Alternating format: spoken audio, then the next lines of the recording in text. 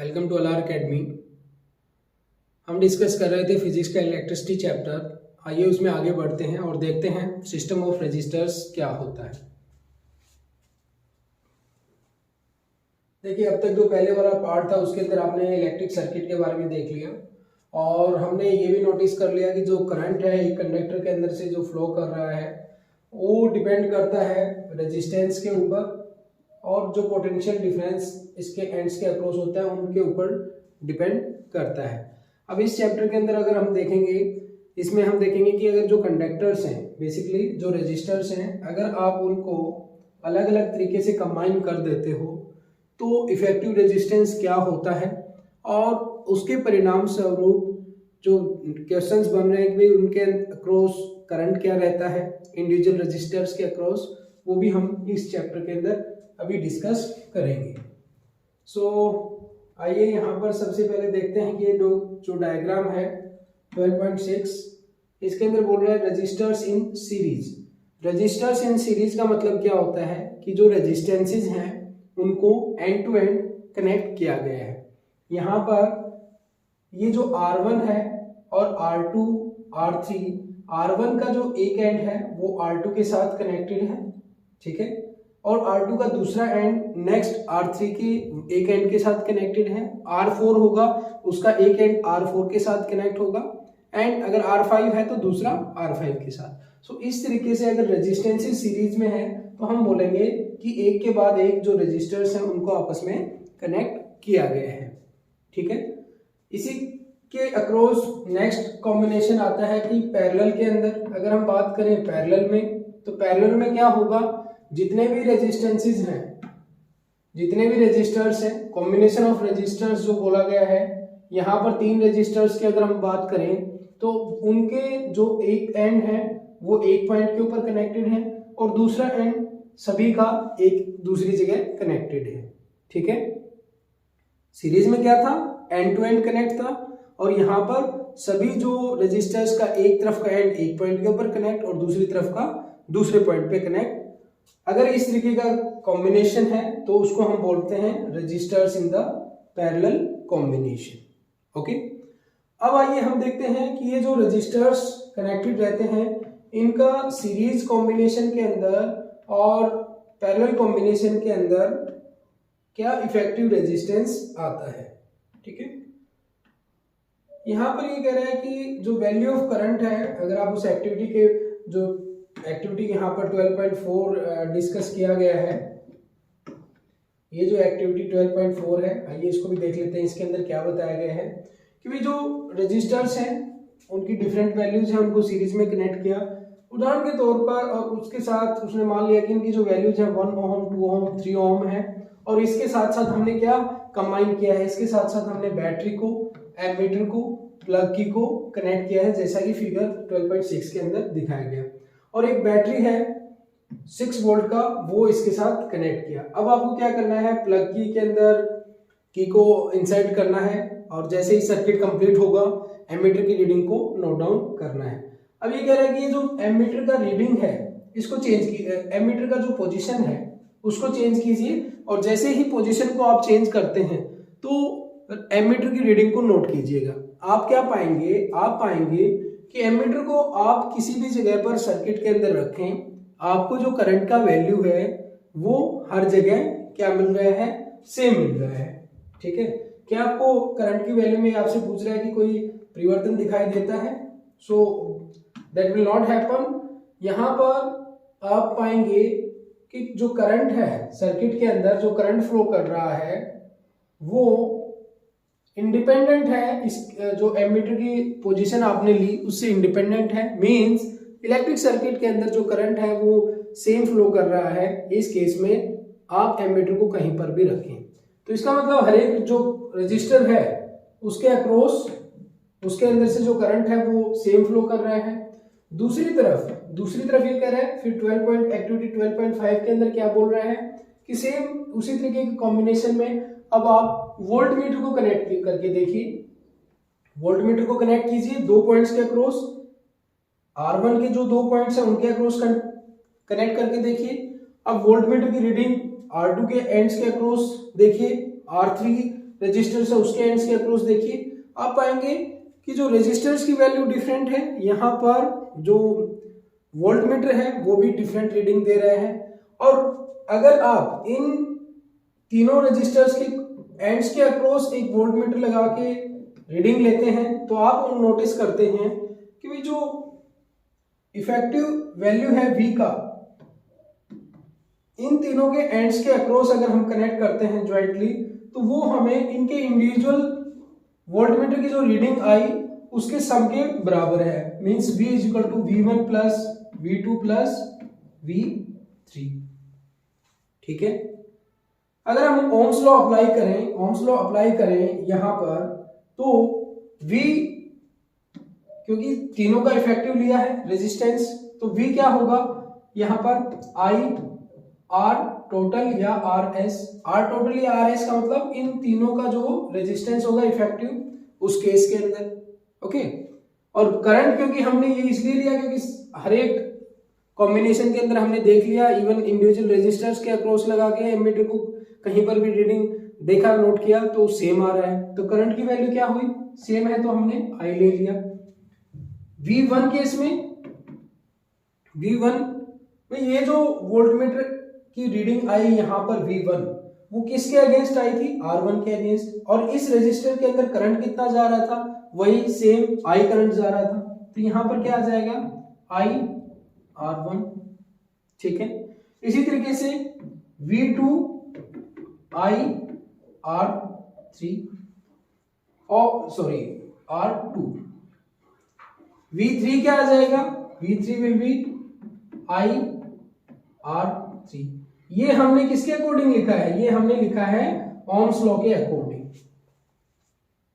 ठीक है, अब ये जो इंडिविजुअल वैल्यूज हैं इनको इसके अंदर पुट करेंगे। अगर हम इन इंडिविजुअल वैल्यूज को इसके अंदर पुट करते हैं, यहां पर इस इक्वेशन के अंदर पुट करते हैं, तो हमारे पास क्या मिलता है, I RS is equal to V1 की जगह I R1, बोलो बच्चों, V1 की जगह क्या I R1, V2 की जगह क्या I R2 और V3 की जगह क्या I R3।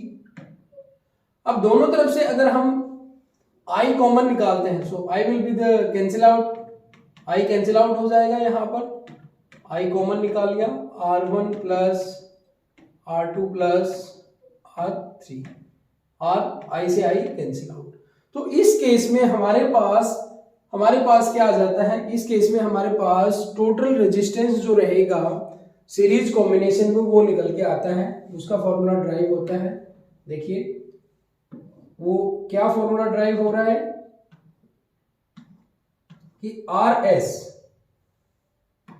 यहां पर सेम वही जो अभी मैंने आपको समझाया, सो दोनों तरफ से I जो फैक्टर कैंसिल आउट हो जाएगा, RS क्या आ जाएगा R1 plus R2 plus R3। सो सीरीज कॉम्बिनेशन के अंदर कितने भी रेजिस्टर्स हैं उन सब का टोटल रेजिस्टेंस, उनके एंड्स के अक्रॉस जो टोटल इफेक्टिव रेजिस्टेंस रहेगा वो क्या रहेगा, उन सब के इंडिविजुअल रेजिस्टर्स के सम के बराबर रहेगा। नाउ यहां पर ये आपके सामने एक न्यूमेरिकल है, और इस न्यूमेरिकल में उसने सिंपली बताया कि भाई यहाँ पर ये जो इलेक्ट्रिक लैंप है उसका रेजिस्टेंस कितना है, 20 ओम है, कंडक्टर है उसका रेजिस्टेंस 4 ओम है, और 6 वोल्ट की बैटरी के साथ वो दोनों कनेक्टेड हैं। ठीक है, जैसा कि फिगर के अंदर दिखाया गया है, और आप देख पा रहे हैं एंड टू एंड कनेक्टेड है इनके। यहाँ पर भी आप इस फिगर की जगह एच एक रेजिस्टेंस बना सकते हैं, ओके, 20 ओम का। सो 20 और 4 क्या हो जाएगा, 24, ये दोनों किसमें हो गया, इफेक्टिव आ गया, आर जो टोटल है सीरीज कॉम्बिनेशन का 24 ओम आ गया। अब यहाँ पर बैटरी 6 वोल्ट की कनेक्ट है, तो करंट निकाल सकते हैं सर्किट के अंदर कितना रहेगा, ओके।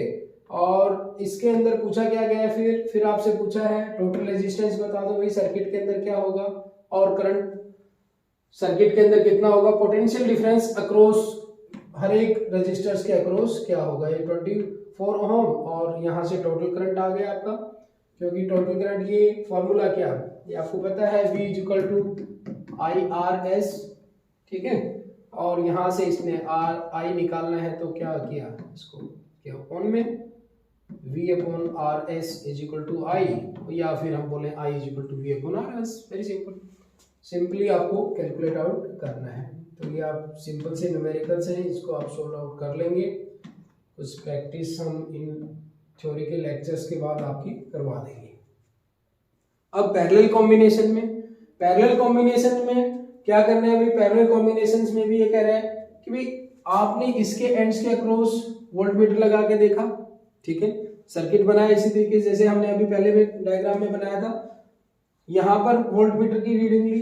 अब क्या किया, जो एंड्स टू एंड है भाई, R1 के एंड्स के अक्रॉस भी यही सिस्टम रहेगा, वोल्टमीटर की रीडिंग पाएंगे आप हर बार सेम आ रहा है। लेकिन अगर एमीटर यहां पर कनेक्ट किया जाए तो एमीटर के अंदर क्या होगा, रीडिंग अब हर एक केस में चेंज होगा।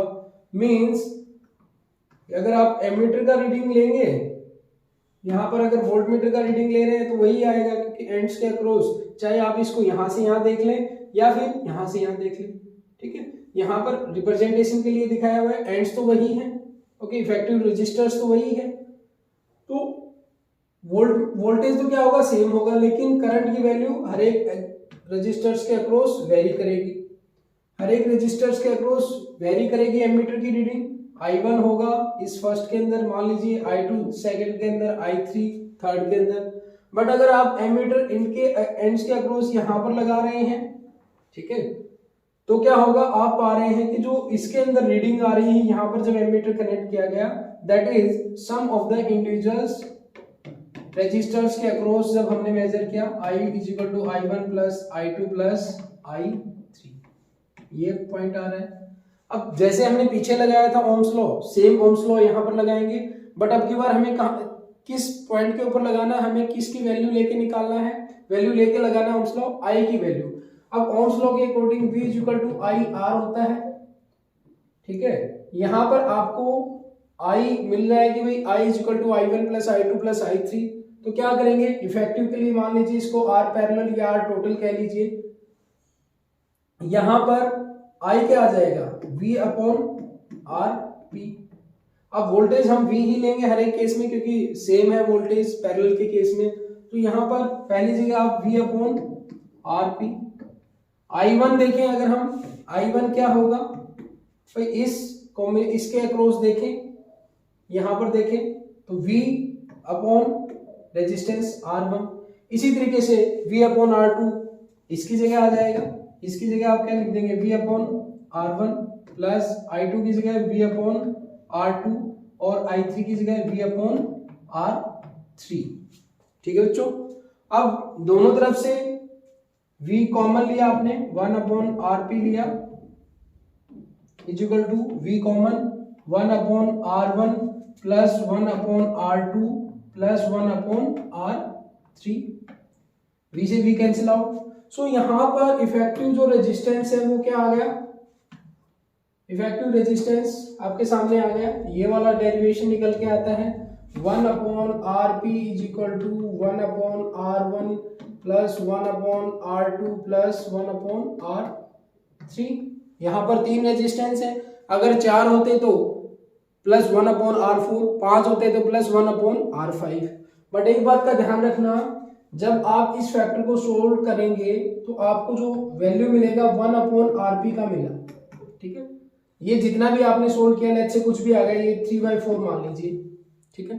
तो यहाँ पर 3/4 ही आपका आंसर नहीं हो जाएगा, R पैरेलल करने के लिए आपको क्या करना पड़ेगा, इसको चेंज करना पड़ेगा, दैट विल बी 4/3, ठीक है। इस पॉइंट का लास्ट में बच्चे गलती कर जाते हैं, ध्यान रखिएगा। आइए आगे देखते हैं। न्यूमेरिकल दिया हुआ है, सेम सोल्व किया हुआ है, आप कर लेंगे इसमें, ओके। देखिए यहाँ पर 1 upon RP is equal to 1/3 आया। अगर R पैरेलल लिखना है तो इस फैक्टर को क्या कर देंगे, रिवर्स कर देंगे, ठीक है। 3 ओम आ जाएगा, यूनिट लगाना ना भूलें, ओके। अब देखिए यहाँ पर कॉम्बिनेशंस दिया हुआ है, ये तीनों क्या है, पैरेलल में है, और ये दोनों क्या है, पैरेलल में। इन दोनों का जो इफेक्टिव आएगा वो एक दूसरे के क्या हो जाएगा, सीरीज में। मींस R1 R2 यहां पर निकाल लेंगे, और ये R3 R4 R5 है, इनका कैलकुलेट कर लेंगे। फिर ये दोनों आपस में एक दूसरे के क्या हो जाएंगे, सीरीज में हो जाएंगे। ठीक है, तो ये यहां पर एक आ गया, लेट्स से ये आ गया। अब दूसरा जो ये वाला कॉम्बिनेशन है, इसका इफेक्टिव जो होगा वो कनेक्टेड तो ऐसे ही है। अगर इस वायर को आप सीधा करेंगे तो दोनों क्या है, एक दूसरे के एंड टू एंड कनेक्टेड है। तो ये क्या आ गया, सीरीज कॉम्बिनेशन है। ध्यान से देखना कि डायग्राम में देखने से सिर्फ आप ये जज नहीं कर सकते ये पैरेलल है, क्या इनके बीच में कुछ और रेजिस्टर्स कनेक्टेड है, क्या ऐसा कुछ सिस्टम बन रहा है, वो देखना जरूरी है। एग्जांपल से आपको और बेहतरीन समझ में आएगा जब हम प्रैक्टिस करेंगे। ओके, सो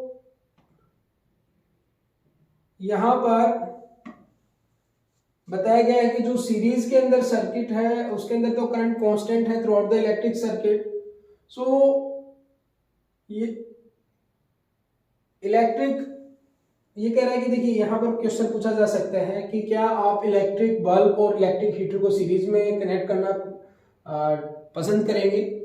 ये क्वेश्चन आपसे पूछा जा सकता है इस तरीके का कि भाई क्या एक बल्ब है और इलेक्ट्रिक हीटर है या एक लैपटॉप है, उन सबको आप एक सीरीज कॉम्बिनेशन में कनेक्ट करेंगे। ऑब्वियसली नॉट, क्योंकि इलेक्ट्रिक बल्ब को जो है करंट चाहिए वो कम अमाउंट में चाहिए, हीटर को ज़्यादा चाहिए, तो आप इनको क्या करेंगे, पैरेलल कॉम्बिनेशन में कनेक्ट करेंगे। दूसरा, अगर मान लीजिए कि बल्ब फ्यूज हो गया तो आपके बाकी कंपोनेंट है वो, क्योंकि इलेक्ट्रिक सर्किट ब्रेक डाउन हो जाएगा, बाकी कंपोनेंट वर्क नहीं कर पाएंगे। तो इसलिए जितना भी आपका अप्लायंसेस है उनको हम क्या करेंगे, किसमें कनेक्ट करेंगे, पैरेलल कॉम्बिनेशन में। यहाँ पर सीरीज के इसने डिसएडवांटेजेस बताए हैं। ठीक है, सो अगर एक प्रॉब्लमेटिक हो गया तो उसकी वजह से पूरा सर्किट आपका खराब हो सकता है। ठीक है, सो पैरेलल सर्किट क्या करता है भाई, करंट को डिवाइड कर देता है एज पर द इलेक्ट्रिक जो गैजेट्स हैं उनकी रिक्वायरमेंट के अकॉर्डिंग, और डिफरेंट उनका रेजिस्टेंस है, उनको डिफरेंट करंट के ऊपर ऑपरेट करना पड़ेगा। इसलिए हम क्या करेंगे, उसको पैरेलल कॉम्बिनेशन में कनेक्ट करेंगे rather than in the series combination. So यहाँ पर हमारा जो सिस्टम ऑफ रेजिस्टर्स है, resistances in parallel and resistances in series, उसका थ्योरी पोर्शन कंप्लीट होता है। न्यूमेरिकल हम इस चैप्टर के लास्ट वीडियो में करेंगे, जिसके ऊपर हम पैरेलल, सीरीज और इससे पहले जो बेस्ड क्वेश्चंस बन सकते हैं ओम्स लॉ के ऊपर, करंट के ऊपर, वो सब एक साथ डिस्कस करेंगे। Okay, please like this video, share this video, and if you are not subscribed our channel, subscribe our channel. Thank you.